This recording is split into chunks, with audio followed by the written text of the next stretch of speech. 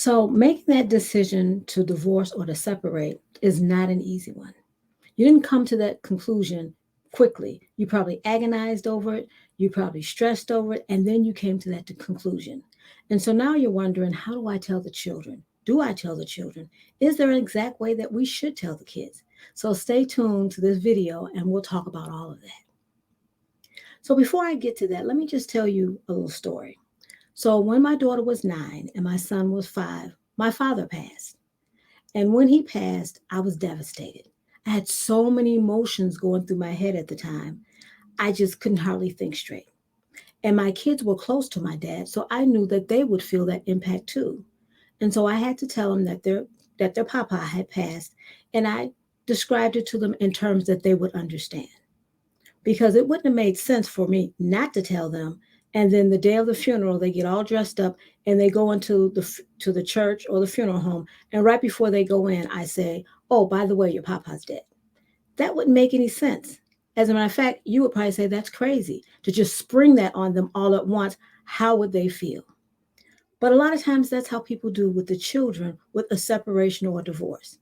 They don't let the kids know what's going on. They just spring it on them when they ask. It's like, well, where's mom? Where's dad? Oh, they're not here anymore. We separated. And so just like it didn't make sense to just spring that information on my kids when their grandfather died, it doesn't make sense to spring it on your kids because separation and divorce is like a loss and it's like a grief process for the kids. And so I kind of want to talk about some of the things that you can do to help make this process of divorce, them going through that, a little easier for them. Now, the very first thing is that both of you should be able to tell the kids. That's what, research shows. That's the best practices is for both parents to show up and sit down and let the kids know what's going on. That sounds good, but realistically, sometimes that doesn't work. Because if you have one of the parents that's still so angry about what happened that they don't even want to sit down and talk with you, then it's best for you just to tell your child by themselves. But ideally, it would be best if both parents sat down and explained to the children what's going on and to let them know that this wasn't an easy decision that you came to, but you had to come to this decision and you wanted to let them know what was going on. Number two, tell them the truth. Tell them the truth about what's happened. Briefly tell them the truth. Don't go all into it, what happened, who did what, who said what, but tell them briefly what happened. And it can go something like this. We want to talk to you about what's going on with me and your mom or me and your dad. And we've been having some problems. And we've tried to work through it, but we just can't work through it. So the solution that we came up with is to separate or to divorce. Because now you're letting the child know what's going on. They won't be surprised and they won't be shocked. And that leads into number three, let them know that some things are going to change. Some things may stay the same, but some things are going to change. Could go a little bit like this. We're going to work together to make sure that things can stay the same as much as possible. Things can stay as normal as much as possible, but some things are going to change. And then you can tell them what those things are that's going to change. Maybe one of you will be moving out of the home that you're in. Maybe both of you will be moving out. Maybe you'll be moving in with the grandparents. Maybe you'll have to change schools. Let them know what's going to change so that they'll be comfortable with it and they'll know what's going on. Again, a lot of times kids get anxiety because things are just sprung on them all at once. If it took you time to process and come to this decision, then allow your children to do that same thing, to come to that decision about what's going on in the home. Another thing that you need to do is to listen to how they feel.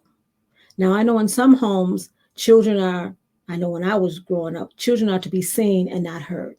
But this is not the time for children just to be seen and not heard. You need to allow a space and time for them to express how they feel about what you just said. The whole world is about to turn upside down, and to be able to say how they feel. Again, you can say to them, we understand. You may have a lot of questions. Feel free to ask us those questions. That's why we're having this discussion. Take your time. If they want to cry, let them cry. If they want to be angry, validate their feelings, but allow them to feel how they feel. Because again, this is their world that's turning upside down, just like yours. You're there to validate them, you're there to support them, and you want them to know that both of you love them. And that's important. Everything that you say, keep emphasizing how much you love them and how this doesn't change how you feel about them. And the next thing is when you're talking, don't place any blame or start arguing in front of the kids. Both of you are adults. You can control your emotions. You are here to have that united front for your children to let them know that, hey, even though we're not going to be together, we're going to still be here for you. We're going to still make sure that you get what you need and you can still call. So reassure them, but don't argue. This is the time for you to become those adults, those mature adults that you say you are. I hear a lot of people talking about, I'm grown, I'm grown. Well, this is a time for you to act like you're grown. No one's saying that you can't hurt and you can't have emotions about what's happening. But in front of your kids, you want to let them know that it's okay. Don't use your kids as a counselor to start telling them all the ills of what the other parent has done. That's too much of a burden for them. They can't handle that. And if you say that, I just can't do this, I'm not in an emotional place to do this with the kids, then get some help. Go to counseling, go to coaching, get some help so you can know how to talk to your children. But don't leave them in the dark. Don't wait till the funeral and spring it on them what's going to happen. So if this has been a situation that you've been in, that you are divorcing or you have divorced, put it down in the chat so I can know some of the things that you use, some of the strategies and techniques that you have used for your children. So here's another video that's going to help you as you process this journey.